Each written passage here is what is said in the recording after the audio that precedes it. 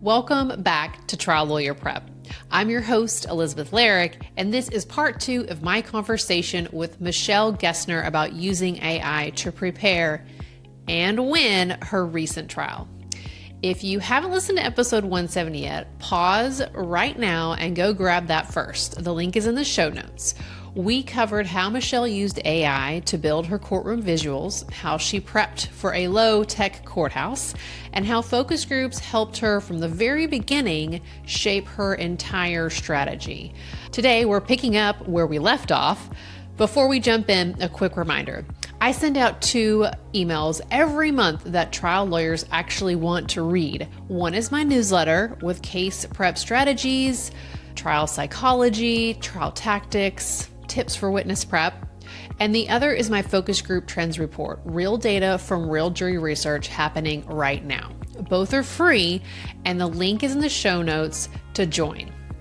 All right, let's talk about what happened when Michelle actually got into the courtroom, how she used AI during trial, what the jurors thought of her visuals, and of course, the verdict. Let's jump right in. Welcome to Trial Lawyer Prep. I'm your host, Elizabeth Larrick, and we are going to continue our fantastic episode with Michelle Gessner talking about using AI during trial and also the outcome of her case where she used zero technology in the courtroom and was able to get a wonderful return for her client. So Michelle, welcome back to the podcast. Thank you so much. Thanks for having me. Fantastic. Let's jump right in. Okay, if you didn't catch our first episode, Michelle gave a great billboard about the case that she took to trial in a teeny tiny little courthouse way in the middle of nowhere in North Carolina with no technology. Like seriously, just one outlet in the entire courtroom. Okay, so what episode 1 would cover, and I really strongly encourage you to go listen to it, is focus groups, using AI to prepare visuals and get ideas. And we even tackled the logistics of preparing those visuals against any objection you may get. Now, for this episode, Michelle is going to tell us about how during trial she used AI to get some help. She's going to tell us about the visuals in the courtroom. How did she know what were jury reactions? Then ultimately the verdict here. All right, so Michelle, you left us with a cliffhanger on that last episode. So walk us through a little bit about using AI during trial. Sure. During trial, I was able to use AI to really be my checker, if you will, before I closed plaintiff's case in chief. You know, anybody's tried a case, you don't really want to close your case because you want to make sure you're going to get past directed verdict. And did I miss anything? You can have as many checklists as you want, notepads as you want, but as the evidence is coming in, to be in the moment, you're not really remembering whether you've checked everything off. We're a small firm. I had a paralegal and my daughter in the courtroom. That was it. I'm the only person at counsel table. Because there was no technology, we didn't need a tech person to run any technology. So at the end of day 1, I was able to go back to the room and just really check myself before the next day to see, is there another witness I need to put on? Did I miss an element that I'm concerned about? Is there something that I left hanging with the jury that I didn't really quite close that loop? So I was able to really check myself related to my trial plan with what I knew came in. The other thing that I was able to do is we did rest the next morning. It was prepare for defense's case in chief. And so we talked about in the first episode a little bit about the cross-examination, which was witnesses that we didn't know who they were bringing. We knew who they put on their client list or on their witness list, but it was a lot of people. We didn't know who they were bringing, and I had not deposed any of the people that they did bring. And so I was really using, what we already had in the visuals that we talked about before on how can I use this with each witness. And Elizabeth said in the first episode something important, which is often your client wants you to go tit for tat in cross-examination, because sometimes they're hearing bad things that they've never been told before, either to their faces or behind their back. But really staying focused on your case and what you need to prove and taking the high road and dealing with your client after the fact, if you choose to do that, has worked well for me at least twice in 2 different trials. In the Wells Fargo case and in this case, we had witnesses who got up on the stand and said some really horrible things about the plaintiff. And if I'd gotten low with them in the dirt, it would have taken us completely off track. But staying high and using the visuals, the checklist we talked about, it allowed me to really get a punch with the cross-examinations and do it in a really short amount of time. This particular judge told us, it's going to go fast. It went really fast. The trial lasted only 2 days. And I think we put up 7 or 8 witnesses in one day. And then they put up, I think, 5 witnesses in one day. And so we had a jury verdict by the end of the day on Tuesday. So it was literally a 2-day trial. So, again, using AI, and let me walk back for a minute. How did how did it work? How did the presentation of the foam boards and all that work? So as a recap, no technology. I live in Charlotte, North Carolina. We have an office in Wilmington, North Carolina, but we were traveling from Charlotte to Elizabeth City on a Sunday night to try this case starting on a Monday. It was a 6-hour drive one way. And there's not a lot of resources in Elizabeth City to get something created there. So we had to have everything ready the week before, including these foam boards. And so I mentioned in episode 1, this case initially was very difficult in the sense that the plaintiff had had a prior relationship with her boss. She regrets that, but again, the hostile work environment started after the relationship broke off. Our judge initially, even at the pretrial conference, wasn't really excited about the case, and he didn't hide it. When he gave a statement of the case to the jury, he wasn't really excited about the fact there was a prior relationship, and you could tell. So my back was up a little bit because I'm a little nervous about what he's saying and how he's saying it. And then I get up for opening statement, okay? And I say this is a, hostile environment sexual harassment case. And you could see jurors were rolling their eyes. They were like, oh my God, I don't know if it's the Me Too or what. People were very desensitized to the facts of this case. But what worked? When I put up the foam boards, the circles we talked about in the first episode with the progressively bad behavior, by the time the 3rd circle was up, people were sitting up in their seat. When they heard a tracker on her car, beating down her front door, programming her garage door, when they heard the facts that were going to be, the evidence that was going to come into this case, you could see sort of their attention change. Now, I had to prove it, right? We had to prove it, but certainly those visuals in opening statement helped tremendously, at least to change their perspective that maybe there's more to this story. We just need to listen and hear, as opposed to just judging that this is somebody who had a relationship. And so here we go again. Nice. Yeah. Nice. Yeah.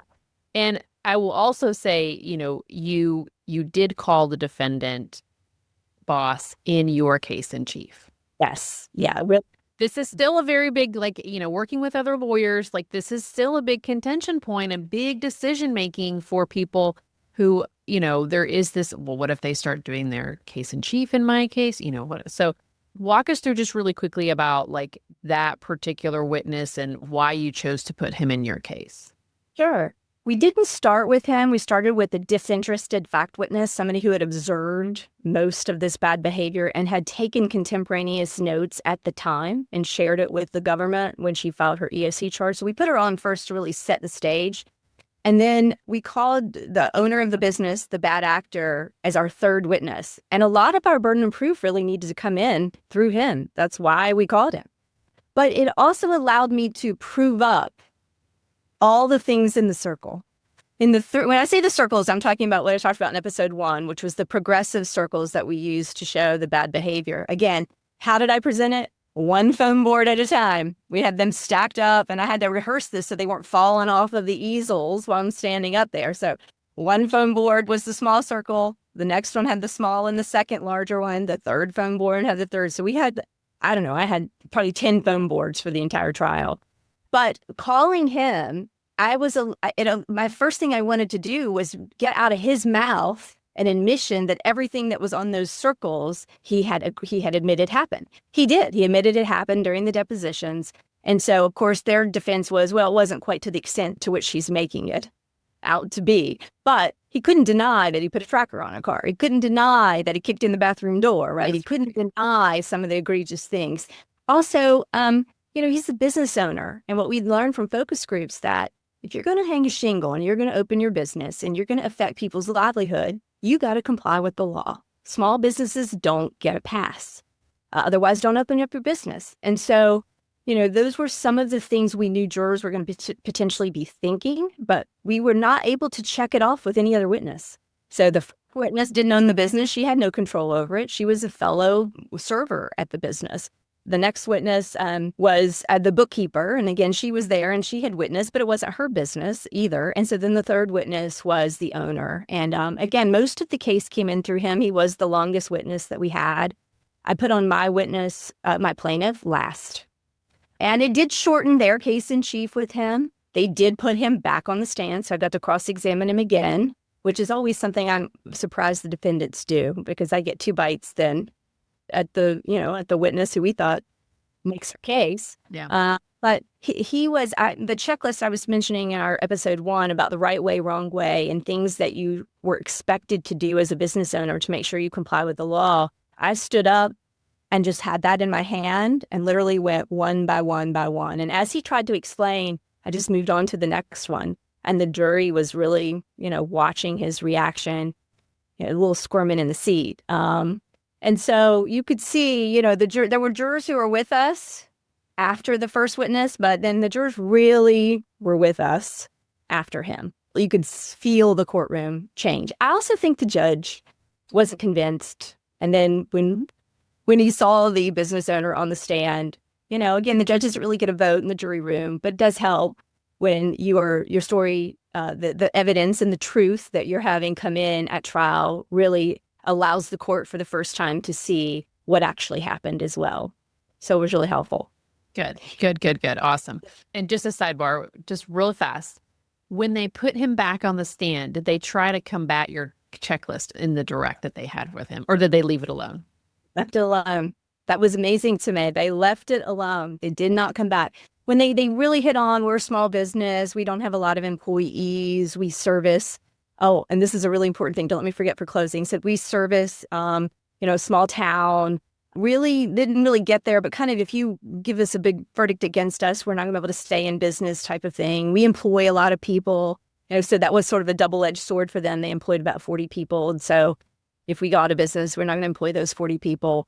I'll just jump in. One of the things AI helped me do in closing, and I'm going to get the words wrong. I've got the transcript. I haven't looked at it. But, but maybe they scored some points with saying that they serviced EMTs that had 50% off for the police and EMTs and the people who make a small community run and who we rely upon. And so one of the things we had done with him is he's above the law. So again, putting a tracker on somebody's car, why didn't the police do anything? Well, they get 50% off their meals at Tron. So we didn't really use that. I didn't use that head on cross-examining him, but I brought it together in closing.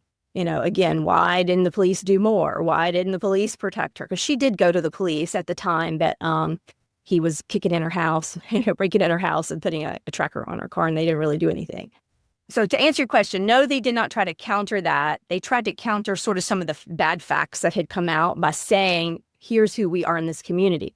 And one of the critical things I think is important, and maybe it was unique about this case, is the judge asked all of the jury panel, do any of you know where Sneads Ferry, North Carolina is? And the answer was no. Not a single person on our jury had ever been to Sneads Ferry, did not know where Sneads Ferry was, had never heard of Sneads Ferry. And so we were really arguing a case to a jury who was very disconnected from the community of where these events happened. And so being able to bring that back around to show that these laws apply to everybody, federal laws apply to everybody who live in the United States, the state law applied to the people in North Carolina, that was part of the parallel track of having to try this case, was the evidentiary basis for this case, but also getting this jury to care about what happens in this case as it relates to their community. Mm-hmm. Yeah. And I'm sure you probably, again, you talked about this before, which was word choice was so important. This is not about just restaurant workers. This is workers, Exactly. This is a boss, so being very thoughtful about that, which I know probably significantly, again, reaching people where they may be sitting, because there were a lot of people in the focus group who had never worked in the restaurant business, but then there were people who had. And that really kind of cut against you because they were like, this happens all the time. It's no big deal, kind of a that's just part of the culture of a restaurant kind of a thing. So, okay. So Work in a restaurant, and even a defense lawyer as a restaurant, it's true. People get very desensitized to bad behavior in a restaurant. And so you're right. On a jury profile, we didn't really want people who had worked in a restaurant before, because if they did, they were either going to be very polarized. Like, this is bad and we want to stop it, or get over it, go get another job. There was no middle ground with restaurant workers as it related to our focus group. Yeah.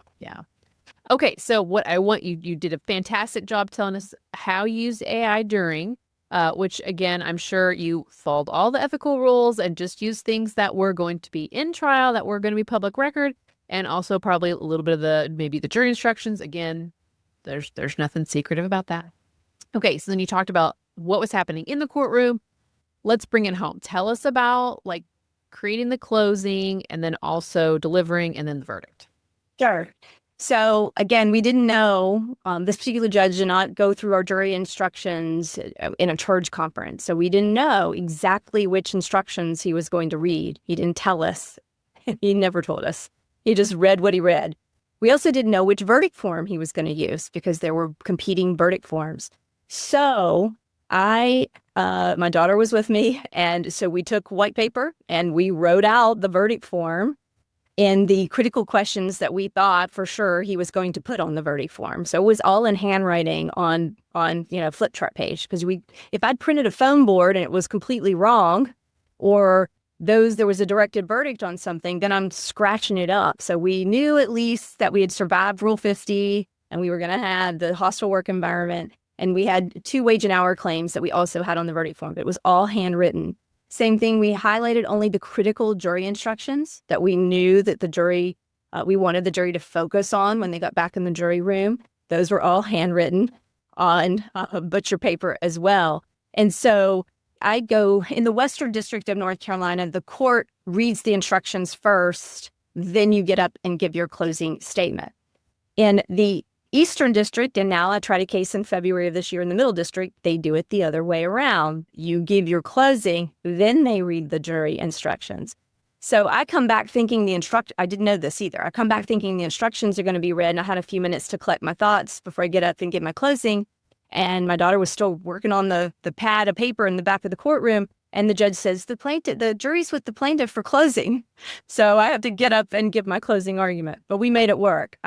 In closing, I reused everything that we had used in trial. I reused tell them what's the evidence is going to show, and then remind them that you proved your case. And it was it actually was easier to do with the foam boards. I was able to really make eye contact with the jurors. I was able to have movement in the courtroom. And you have to be comfortable with the pregnant pauses, because it's silent. You're moving around and you're doing the foam boards, but I was able to get in front of them and talk to them in a way that you really don't do very well when you're running the technology in a different courtroom.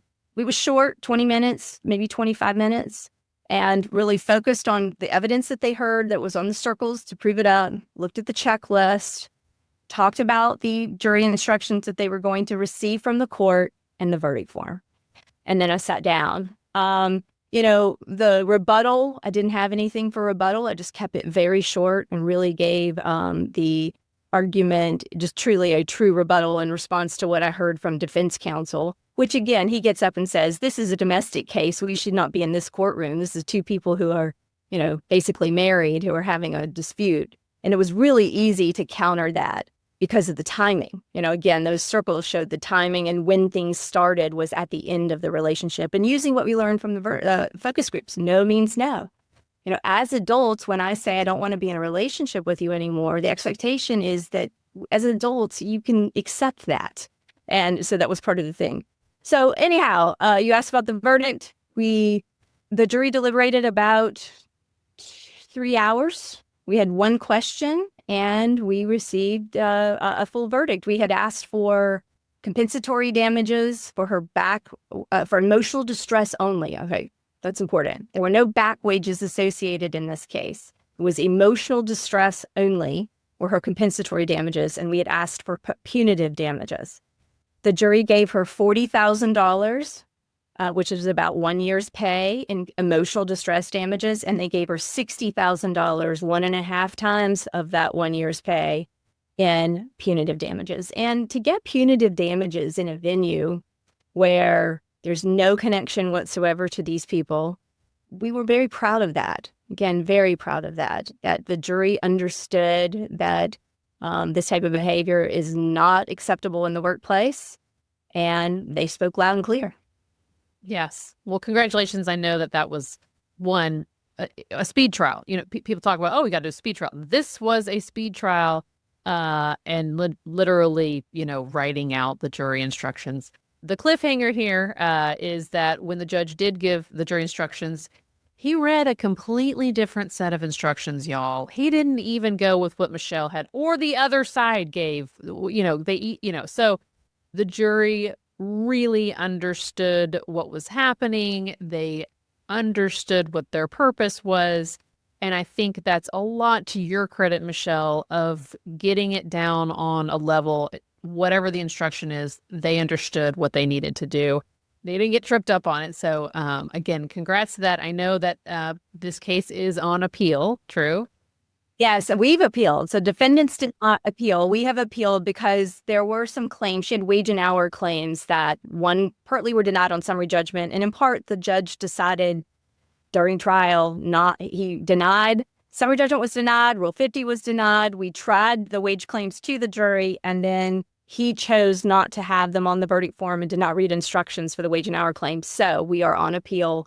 But stay tuned on that. But yes. Yeah. So, but I know that, again, this is not, if you were to try the case again, you would do it all different. And again, we all know, here we sit in July of 2026 and, in 6 months, AI is going to be completely different. It's different in the next 2 months. So the possibilities are endless with now how to redo this if it must be. So, well, thank you so much, Michelle, for joining us. Let's just do a quick recap for folks, which is we talked about using AI during trial, and that would be Michelle, again, feeding it information, asking it questions, feeling like, okay, I've got all the things that I need to get. And then also, how did those visuals that you created with AI or got AI ideas work? They worked like a charm. I also love that you kind of mentioned the ability to have movement in the courtroom, which a lot of people don't feel comfortable with. And a lot of times judges just really shut down. So I always say, if you can, push for that. But I know one of the things that you mentioned to me in our preparation call for this podcast was you worked really hard practicing with the foam boards because there were so many, all right? Juggling all those things and making it look as fluid as possible. I know that probably took some extra time out versus just getting ready for cross and those kinds of good things. So, and then ultimately knowing through juror reactions, you had your paralegal, you had your daughter there, reading things for you as you went along. And then ultimately a successful jury verdict, even though you argued completely different jury instructions. Totally different jury instructions. And to your point, let's mention this judge who has seen thousands of jury trials, he did tell us, if you're sitting in your seat, you're not trying your case. So he expected movement in the courtroom because I did ask for permission. I was concerned. I didn't want to get up and get yelled at by the judge, right? So I asked during pretrial how much movement I could have, considering there was no technology. And so he gave us a lot of examples of really good trial lawyers. And what stuck with me is if you're sitting in your seat and you're not moving, you're not really trying your case. So that I take that to heart, and I think about that when I'm preparing for my next trial. Mm-hmm, mm-hmm. Here's one thing I know about Michelle that if you take away nothing other than like what I'm about to tell you about Michelle is never afraid to ask a judge for clarification. I mean, between the 2 trials that I have helped her on, I mean, she is not afraid to get, what do you mean when you say this? And I really encourage people to do that. I mean, again, Michelle is a seasoned, amazing lawyer. She now has lots of trials under her belt, but some of these trials are some of the first really big ones. And, you weren't afraid to ask questions to get clarification. And I think that is a huge marker of a very smart lawyer to figure out what can I do and not do before he says something in front of the jury. Well, thank you. Lots of failings to get there, but yes. Well, again, that's kind of one of those things people say, well, I'd rather, get asked for forgiveness than permission. And I think, well, no. And I also think that's also, you are an over-preparer. You really outwork people, and that's a big piece of it, is just making sure you are going to follow the courtroom rules, even if that means you are up to that line as close as possible. Right. Absolutely. The jury is watching what the judge does, and the judge can make or break your case. And so if you cross that line, the jury is rarely going to say the judge is a jerk, so I'm going to fine for the plaintiff. Right. So having the judge be just a neutral, it is best. If you're a friend, great, but just a neutral is what I really shoot for. And part of that is just respecting them, respecting what they want, respecting what they'll allow. And if I do push it, I normally do it very cautiously, and then have a backup for why, a research reason why, so that I'm making a record. So learning to make a record and appease the judge and try your case to the jury, it's not easy. And I think that's why so many people are scared when it comes time to try a case, but don't be. You've got Elizabeth. Focus groups are the backbone of my trials. And, it definitely works. It's part of the prep is the focus groups, and they're not that difficult to do. It's about an hour and a half, and what you learn from it is tremendous. So Elizabeth is the best at it. Reach out to her. Again, she is my right hand. Having be a small firm, I really feel like very much that you're part of our firm, even on an outside basis. But big case or a small case, I'm wanting your ideas given your experience and the thousands of focus groups that you've done. It's like a bell you can't unring. You hear the sentiments and they apply multifaceted. So I appreciate all that you do for us. Absolutely. Well, it's a joy to work with you. And I appreciate you coming on the podcast to share your advice and really a how-to on using AI for people who, you're cautious, you're trying things, and AI is here to help us. And I really appreciate you joining the podcast for these past 2 episodes to tell us about how you did it. Well, thank you so much. I appreciate it. Take good care. All right. Thank you all so much for listening. Don't forget, if you missed the first episode, 170, go back and grab that. The link will be in the show notes. If you have more questions for Michelle, I know she is open to those, and her contact will be in the show notes as well. So there you have it. Michelle used AI in her hotel room between trial days to make sure she'd met her burden of proof, helped her give her closing argument with those foam boards instead of any PowerPoint slides or technology, and she leaned into movement in the courtroom. And the result, you heard it, she won. And she got punitive damages. Fantastic. This is actually the kind of real-world AI strategy that trial lawyers need to hear. It's not theory, and it's not complicated. And you can see, as Michelle told you, she's just one lawyer with a paralegal and her daughter, how they all together made that work.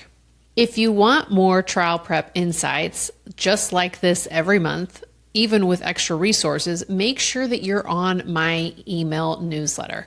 I send out a newsletter with case tips, strategies, and I send out a second email with focus group trends, a report that tells you what's actually happening right now in jury research.